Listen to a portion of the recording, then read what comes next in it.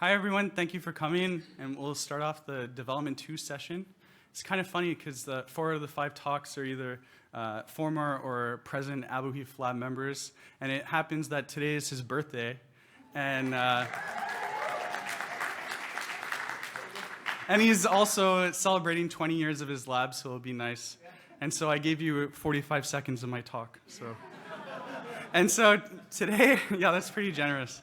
And so today, my name is Arjuna Rajakumar. I'm a postdoctoral fellow at MIT, and I'll be talking today about ant embryogenesis and insights into the evolution and development of a superorganism.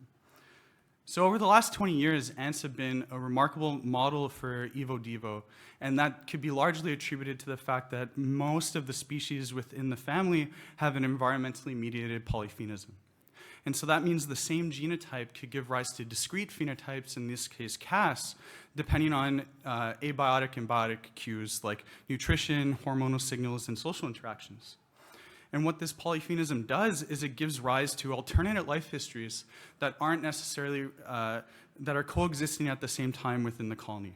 And so you have large, winged, hyperfertile queens that live for 30 years in some species, and you could have small, wingless, sterile or subfertile workers that are short-lived for maybe 2 years. And a major outcome of these 2 different life histories is that you have a reproductive division of labor.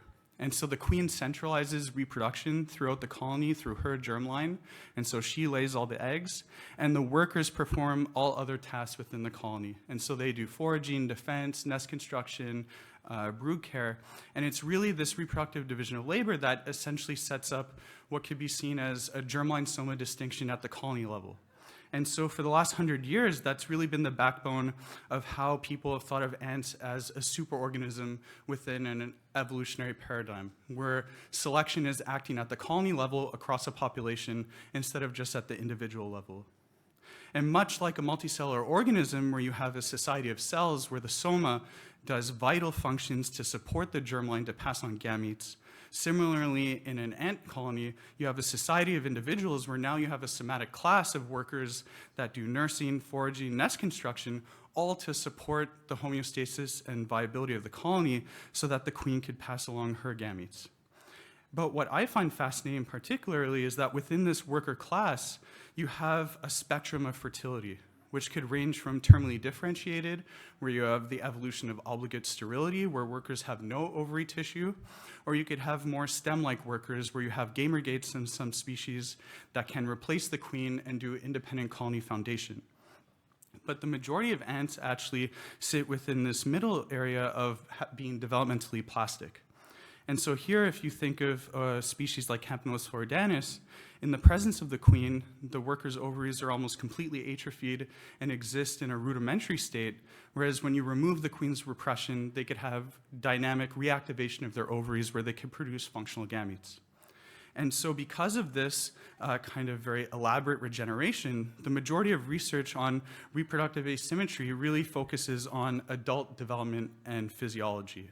And especially at this intersection between behavior and development, where it's trying to understand how things like queen pheromone, worker policing, and hydrocarbons affect the physiology and the development of the ovary.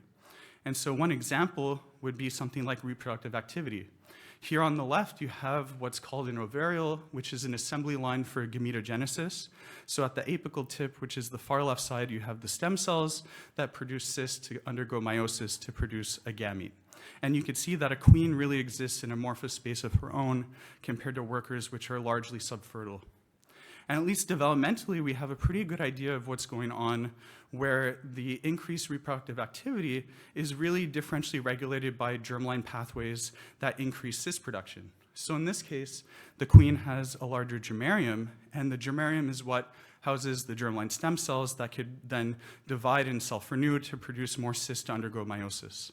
And what supports the lengthening of this germarium is really that you have more activity of the germline stem cells through the BMP pathway, where you have more phospho-Mad that could cause the stem cells to divide and self-renew. And then you maintain stem cell health and longevity through germline genes like tutor and aubergine.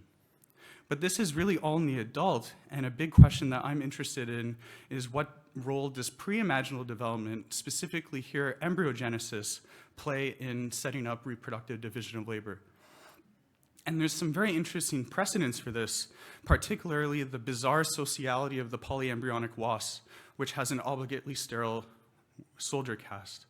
So Copidosona floridanum is a parasitic wasp that has evolved morphological and reproductive castes similar to other eusocial wasps, ants, and bees, where here on the left you have a soldier larvae, and on the right you have a reproductive larvae. And the soldier larvae really self-sacrifice themselves during the parasitic phase to protect the reproductive larvae, ensure that they could hatch. And the way that this is actually regulated is through the inheritance of germ cells. And so, like I said, it's polyembryonic. So on the left, what you see is this bag of cells, but really each one of those circles is a whole embryo. And the red within each of those circles is the germ cells. And you see a large number of embryos with germ cells, but then what's marked with the PS are embryos that are lacking germ cells, and what's marked with S are soldier larvae. And so when you zoom in and you look at the embryos, you could see that the reproductive embryos have gonads and the soldier embryos are totally sterile. And so this was at least the first evidence over 20 years ago that germ cell specification can underlie a very strong morphological differentiation. And so a big question becomes, is this just the bizarre case of a very derived life history, or could this be a common mechanism that's conserved in other obligately sterile ants? And so for this, we turn to Monomorium feronis as a model for obligately sterile workers. So this is a polygynous colony, so there are many queens that produce workers that are all completely sterile. And what makes them really nice to have in the lab is they produce all castes throughout the year, and so we could really test whether we could find worker-destined and queen-destined embryos. And so do we have a case like the wasp, where if you have germ cells, you become a queen, and if you lose germ cells, you become a worker? And so just to give you a frame of reference, the way germ cell specification would work in a typical ant here, which is Dolichoduris, is that in a freshly laid egg, which is stage 1, you'd have what's called germplasm, which is in yellow, marked by the protein VASA, and essentially any nuclei that migrates into this plasm will be specified as a germ cell. And these germ cells make up the posterior part of the blastoderm, and then they stay in the posterior part of the developing embryo. And then in Monomorium feronis, all early embryos follow the same pattern. You have a germplasm at the posterior pole, and you form germ cells in the posterior of the blastoderm. But something that we found that was really remarkable was that at the same time of embryogenesis, we find two unique cell positions of germ cells. We find ones where germ cells are inside the blastoderm, and ones where germ cells are protruded outside the blastoderm. And what we were able to do with live imaging is that even with bright field, we could see that with the embryo on the left, you see this clearing with the red arrow, and the embryo on the right, you see this cell mass that gets extruded from the embryo. And when we look at snapshots of this, you could really see that you have what is in fact two completely unique embryonic states, and so it's not kind of an artifact of having not enough spatiotemporal resolution, but you really either have embryos where there's a cell mass that's extruded or a cell mass that's internalized, and in this case, they're germ cells. And so if we follow their developmental progression, what we find is that when germ cells are in the blastoderm, you get a germline, which forms a gonad and migrates to form the gonad into larval stages. But when the germ cells are stuck out, they really stay out, and they can't get back into the embryo, and then you end up having sterile embryos that have no gonad. And so this germ cell migration polytheism really underlies early caste differentiation in Monomorium, where you have queen-destined embryos with germ cells that are specified completely different from worker-destined embryos. But this is kind of different from what we saw in the polyembryonic wasp, where unlike in the wasp, where it was really embryos either inherited a germline or didn't, here all embryos have a germplasm, and all embryos actually specified germ cells. And so we wanted to then understand what processes could be regulating this differentiation. And so for this, we actually turned our attention to the red flower beetle, Tribolium castaneum, where naturally they form their germ cells inside the blastoderm, but when you do RNAi against folded gastrulation, you actually get germ cells that get protruded outside the blastoderm and stay stuck out, phenocopying what we see within the ants. And so what we first wanted to do was to see how fog signaling looked between our queen and worker-destined embryos. And what we found is that the FOG pathway is differentially expressed between castes, where here on the left, you see what's marked called the endoderm, and you see continuous FOG expression along the posterior. And then on the right, noted by the star and asterisk, you see that there's a gap in expression. But when you cut these embryos and you actually mount them posteriorly so you could look them dead on, you find that this isn't just an area that has no expression of this mRNA, but you're actually missing tissue from this region. And so these worker intestine embryos actually have what's called a pole hole. And so this pole hole ends up resulting in germ cells falling through the endoderm and they end up dying, or the ones that are outside of the hole region end up stuck out. And this is actually quite fascinating because the pole hole has been this kind of enigmatic phenotype in Drosophila genetics where you could have mutations in a pathway called the terminal system that results in the loss of a layer of your endoderm, and now your germ cells are touching the yolk directly, and you end up with germline specification defects. But it was really not well understood kind of what purpose this could serve developmentally. And so how is the endoderm actually specified? It's through this pathway called terminal signaling. So terminal signaling has a maternal and zygotic component where you have torso-like and torso in the ovary, and then it activates a signal transduction pathway in the embryo to specify the endoderm at the two edges. And so when we look at one part of this pathway, MAPK signaling, which is double phosphorylated ERK, we see that in worker descent embryos, you are completely lacking ERK activity from the posterior cortex, which is where the pole hole is, whereas in queens, you have robust activity of this pathway. And then when we look at the upstream ligand torso-like, so now in the ovary, we find that you could find two different types of oocytes. You could find oocytes that are missing torso-like from their follicle cells at the posterior pole, or ones where it's continuous. And so for this, we think that the pole hole correlates with the loss of torso-like expression in the oocyte, resulting in this hole within the embryo. And so as a summary, the monomorium Phronis workers lose their germ cells during early embryogenesis. These worker descent embryos are missing part of their endoderm, and queen and worker embryos have differential expression of terminal pathway genes. But in collaboration with Tim Linksvaer and Chao Tung, we wanted to see whether or not this was the case in other independent origins of obligate sterility.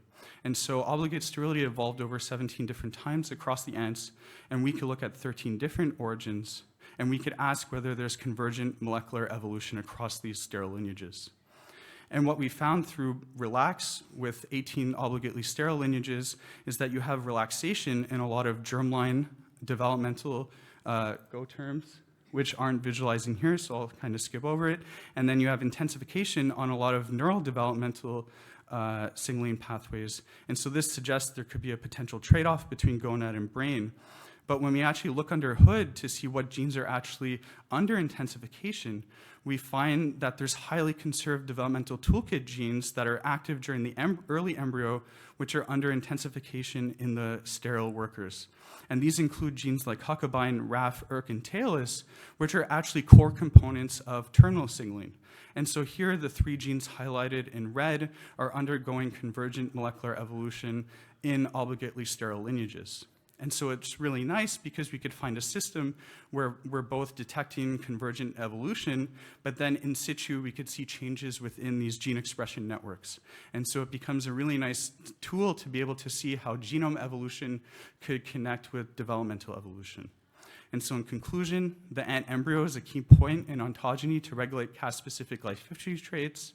You have the independent origin of obligate sterility that does show patterns of convergent molecular evolution. And these are a lot of conserved embryonic toolkit genes that are undergoing intensification. And what I didn't show was also positive selection in obligately sterile workers. And that developmental evolution in the terminal system may be a key hub to understand embryonic caste determination in other sterile lineages. Thank you. And I could talk to anyone after.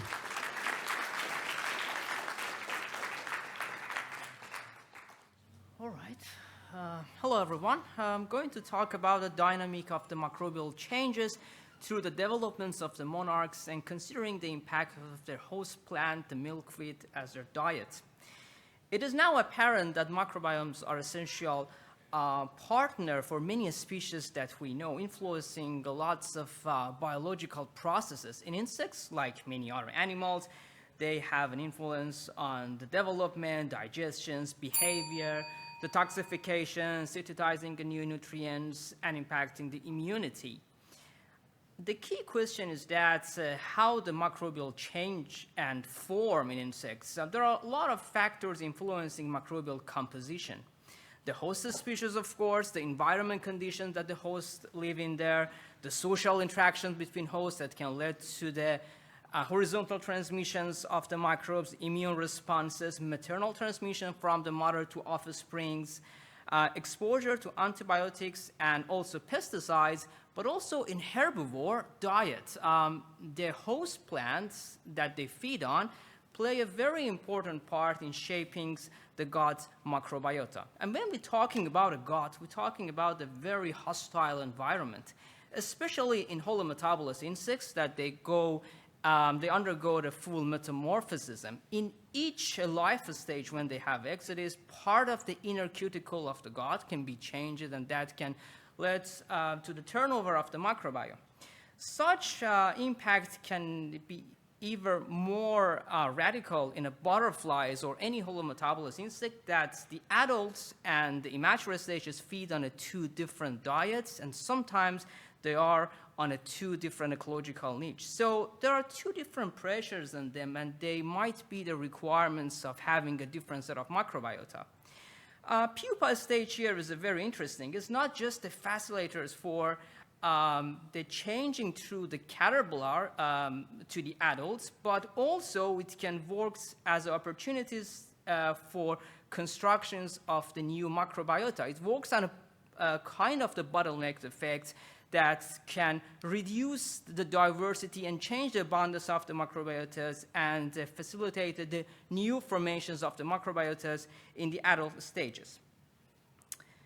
Our case study here is the monarch, the famous butterfly with extraordinary story of the migrations, where caterpillars exclusively feed on a milkweed plant, and also the adults feed on nectars. Milkweeds are also famous to have high concentration of the cardinalite, the secondary plant metabolite, which is toxic, but also provide protections against the parasites for the monarch. The research questions is that how the microbial changes through the development of the monarchs, from the egg to the 15-star larva to the pupae and the adults, the diversity, compositions, and also abundance. And what is the impact of the host plant? Particularly here, we have two different host plants. The tropical milkweed, the Azalia chrysophica, with higher concentrations of the cardinalites, and the other one is a marsh milkweed, the Azalia incarnata, with lower concentrations of the cardinalites. How feeding on each of these plants can impact the microbiotas of the monarchs.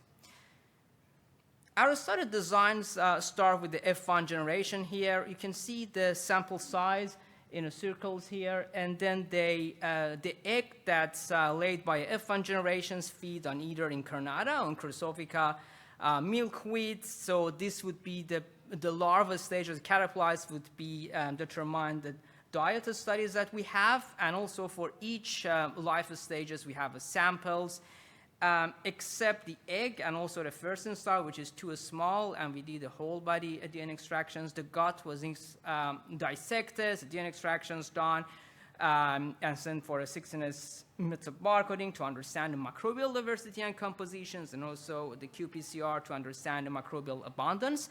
With these informations, we hope to have a more clear view of how the microbial changes through the development of the monarchs.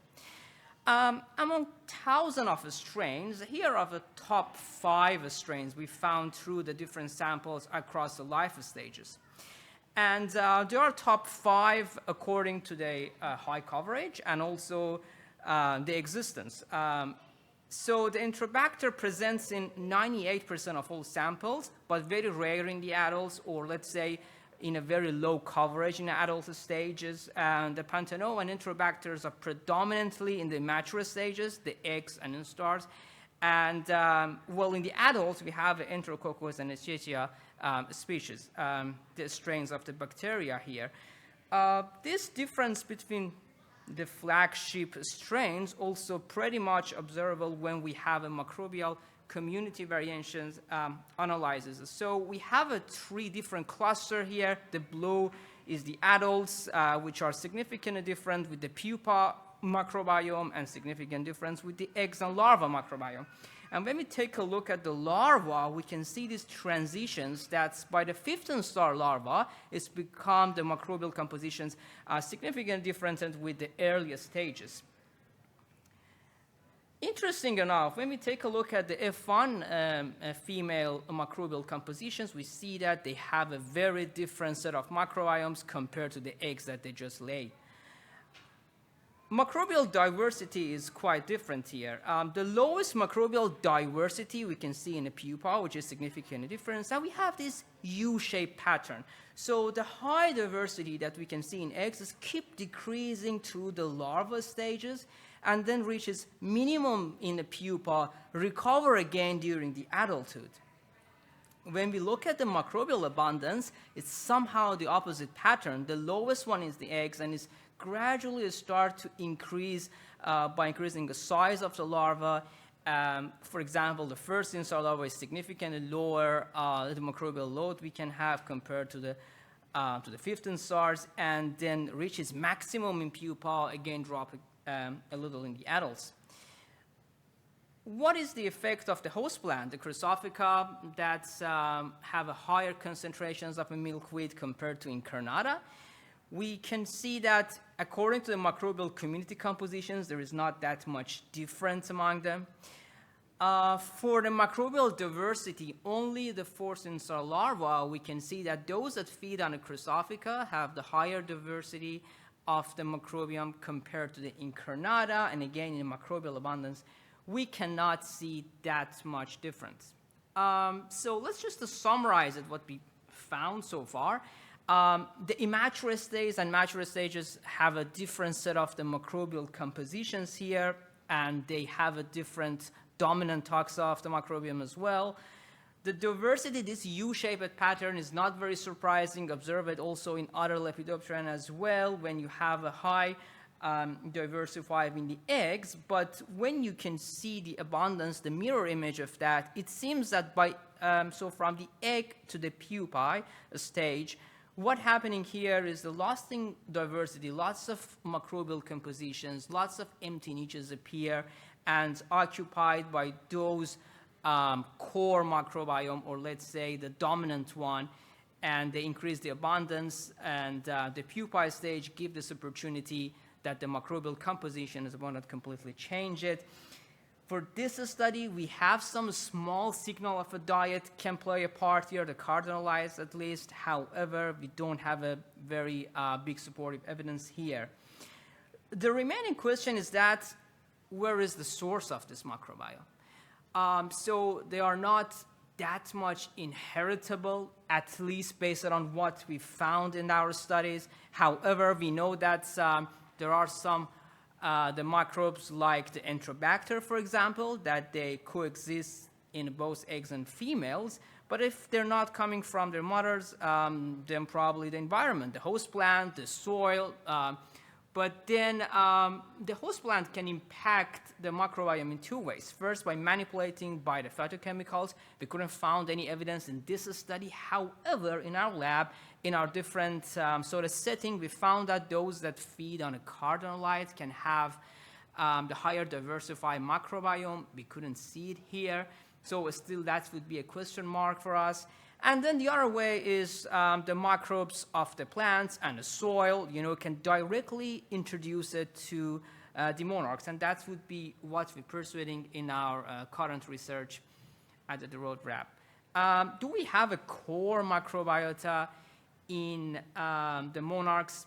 We know that microbes are pretty much influenced from the environment, but this doesn't mean that they are just randomly there. There are some selective pressures happen, and what we know that in this study, the Enterobacter is dominant. We have some other studies that not published yet, and we found the same strain of the Enterobacter, but still we need to sample more populations from different geographic to come into the conclusion and introduce Enterobacter as a core microbiome of the the monarchs here. And the last question is about the adults. We know how it's changed through the pupae and the new set of the microbiome form in the adult, but where they come from, probably the nectar of the host plant that they feed on, and that would be another things that we're pursuing in our future research to work on it and answer to some of these questions. I tried to wrap a lot of things here to be as quickly as possible, so if you have any questions, I would be more than happy to answer.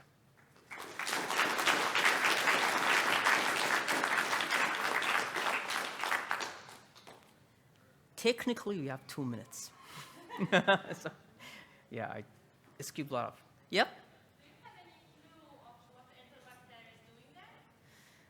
Not really. Okay, the other things that we are doing in the lab is that there is a protozoan parasites that we are interested to know that the microbiome can, by changing the host plants, the phytochemicals of the host plant, especially cardinal light, can impact the microbiomes, and that microbiomes can somehow help the immunity against the parasite. Possible, but we don't have a great evidence for that. There was some other studies, the fecal transplant that we done in the lab, showing that there is a possibility that some sort of the microbiomes play a part in providing protections against the parasites, but it's still a very early stage to talk about that.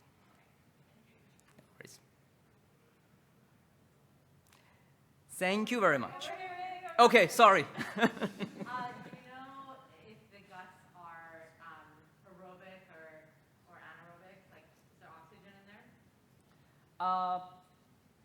I'm not sure about that, but probably there is not that much oxygen in there. But however, this is a very tricky question. I never faced it before. There is a possibility that we should search more about it to see it, make sure about it. I wonder if there could be nitrogen fixation in there. There is a possibility of that as well.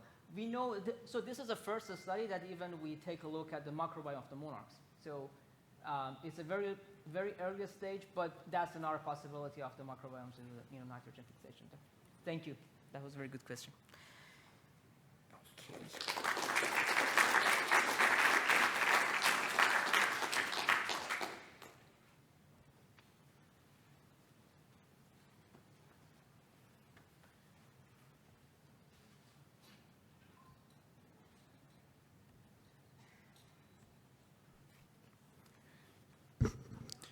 Hi, my name is